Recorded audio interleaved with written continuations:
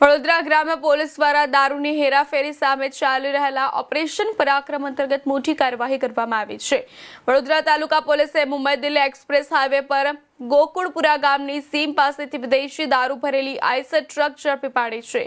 પોલીસને બાતમી મળી હતી કે આઈસર ટ્રકમાં વિદેશી દારૂનો જથ્થો ભરી વડોદરા તાલુકા પોલીસ મથકની હદમાં પસાર થવાનો છે। બાતમીના આધારે પોલીસે વાહન રોકી તપાસ કરતા ટ્રકમાંથી ભારતીય બનાવટનો વિદેશી દારૂ મળી આવ્યો હતો।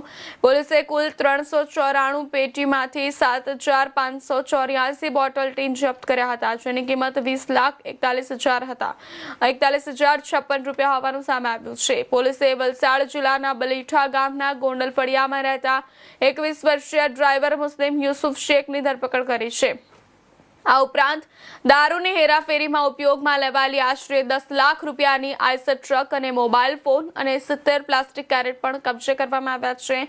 આ પોલીસે કુલ 30,54,556 રૂપિયાનો મુદ્દામાલ જપ્ત કર્યો છે।